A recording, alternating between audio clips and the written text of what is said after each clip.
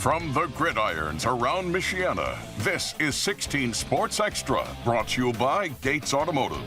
Welcome back to 16 Sports Extra, the place to be here, Sabrina, on a Friday night. You wouldn't want to be anywhere else. So we got started with a couple playoff games here in the first half, but we have plenty more to get to. Yeah, let's just jump right into it. Class 4A, South Bend St. Joe hosting Northwood tonight, and winner of this one plays Mishawaka in that sectional championship next week. Earlier in this one, Panthers with a field goal attempt, and you know Dominic DeFreitas will make that one. Northwood takes a 3-0 lead, one of the best kickers in the area, one of the best kickers really in the country. Yeah. Second quarter, and the Panthers will have the ball, and they are driving. Lucas Kime rolling out, hits Ethan Miller, gets all the way down inside the 10 for Northwood here. Big play for them because the very next play, it's Kime to the back of the end zone. There's DeAndre Monroe. Touchdown Panthers. They go up 10-0 off of that one. Then the Huskies defense, they start to make some plays. St. Joe forces the fumble right here, and they're able to fall on it, but well, in the end, it's actually Northwood. They win 20-13 in overtime. Big win there. Wow, that's huge. And now let's move to Pinn, taking on Lake Central. Brody Cashin fakes the handoff here, keeps it himself. Well, he has a wide open field to work with, there. He is into the end zone for Pinn's first touchdown of the night. What a huge play right there. Pinn now on defense. Lake Central has nowhere to go here, met into a brick wall, and the Kingsmen able to get that huge stop there. Now they are on the move again. This time on offense is Jadon Parker. Look at him turn on the Jets here. Able to break off that last tackle, finds the end zone. Pinn now up 14-0, and his teammates, well, they're there to celebrate with him as well. And the Kingsmen end up with a big 35-7 victory over the Lake Central Indians. So some of our teams kind of finding success here in the postseason. Exactly, just kind of move on and advance. Out to Class 5A. South Bend Adams was hosting Lafayette Jefferson tonight. First quarter, the Broncos are up big, and they're adding to their lead because Keon Crowder lofts this ball into the back of the end zone. Omar Williams Jr. all alone, touchdown Lafayette Jefferson. They're up double digits.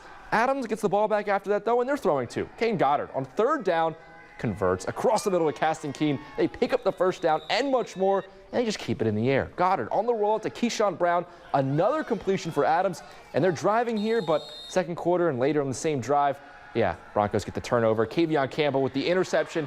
As Lafayette Jefferson, they win big, 62-7, ending Adams' season. Wow, now let's go up north to Michigan. Berrien Springs hosting Dowagiac in their district semifinal.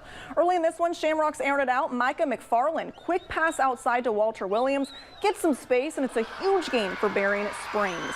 Later in the drive, and McFarland now showing off his legs on the quarterback keeper, gets to the edge of the far side, and the Shamrocks are moving down the field. A couple plays later, it's Andrew Gonzalez punching it in. Berrien Springs goes up 7.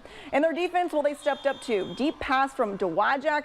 Bronson Wiley, interception right here. Huge play right there. Berrien Springs wins this one 14-6, a really close game. Exactly, big win there for Berrien Springs. Now over to Niles. They were hosting Paw. Actually a rematch from last week. Kind of a funny way the playoffs worked out there. And the Vikings were making plays all night. On the triple option, yeah, fake so good. Everyone in the building got fooled, including the defense, most importantly. Peyton Gordon running all alone. Big touchdown, Niles. And well, they just kept on scoring. Later, it's Paul Hess. He's in for 6 more. And then a little bit later, at the goal line, Niles pitches it outside to Sam Rucker. Touchdown, Vikings. They're just absolutely rolling. And, well, that play worked so well, yet why not run it again? Rucker picks up blockers, goes all the way down the sideline. Touchdown, Niles. They win big 42-14, so they're moving on there in the district playoffs.